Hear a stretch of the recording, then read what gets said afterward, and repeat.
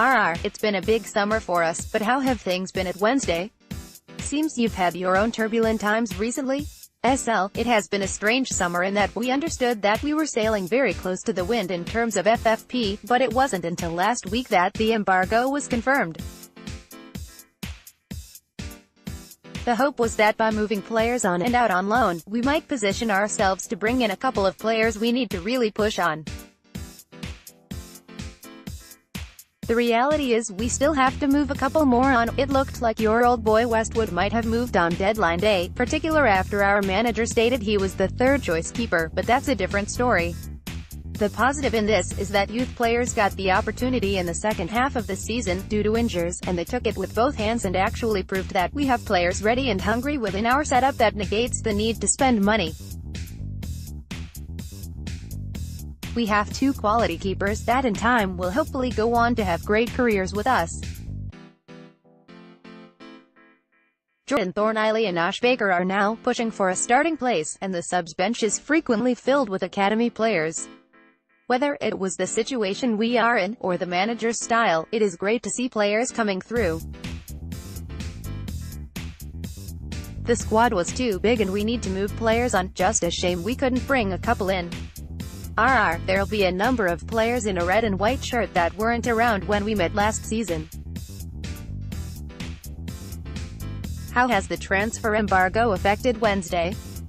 We have finally got a chairman with money who is happy to spend what is needed. Unfortunately, that money hasn't been spent wisely, and, although lessons will be learned going forward, we are now under a transfer embargo due to the rules of FFP. Despite the chairman having and willing to spend money, we now have to adhere to the rules, and rightly so. We have the nucleus of a decent squad and, should we be able to keep everyone fit, there is no reason why we shouldn't be challenging for playoff places. The only thing is we are probably 2 or 3 signings off really competing.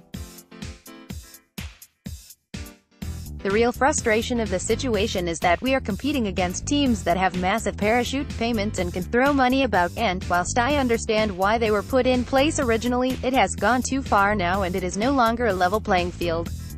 It is driving the wrong decisions, and can set teams back years. We've been through it. You are currently going through it, and, although you have the payments, the legacy of premiership contracts etc. takes time to address. Hopefully you'll get out of the division, but there will be teams in League One with the same frustration in terms of trying to compete.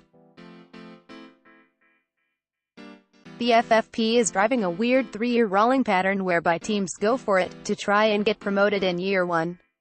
If they don't make it, they go again year 2, and, if they don't make it, in year 3 they have to cut the cloth and sit tight for a year or so until you are in a position to spend and go again. Unfortunately, we are at the back end of that process, and the chairman has said we will be up against it even more next year, should we not get promoted.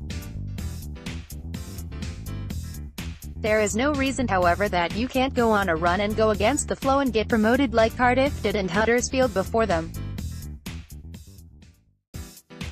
Hopefully we'll have your ex-captain marshalling the troops from defense again.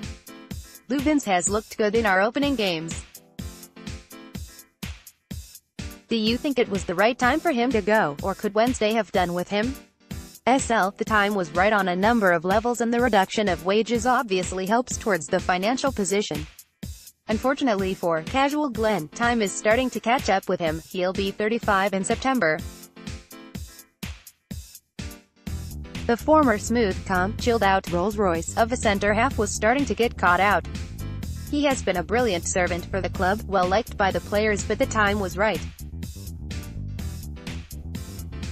I wish him all the best, and hopefully he can be that calming leader for you, and hopefully he doesn't get caught out too much, except for Thursday. For us, the league is the priority, although getting into a winning habit would be nice. How do you think you'll approach this game? This is a very good question. The answer is I don't know how Yosh will play it. Ideally we would have won the first 2 games and could then justify playing youngsters. Personally, I think it is important to get a win on board and get the season up and running. That said, I hope he does play a couple of the younger lads, and it would be great to see Matt Penny get an opportunity on the left-hand side, particularly as Fox was injured and just rubbish on Saturday. Any players we should be worried about? The obvious one would be Fernando Forestieri, but we have plenty of players who are a threat, it just depends who he plays. I wouldn't be surprised to see Stephen Fletcher score if he starts. Any you're worrying about on our side? Chris McGuire. Former players always have a habit of scoring against us. He is one of those players, a proper wind-up merchant, and he will be buzzing to stick one on us. Finally, what's your score prediction? I think we will win 2-1, with Fletcher scoring for us if he plays and McGuire getting his opportunity to stir it a bit, probably from the penalty spot. All the best for the season.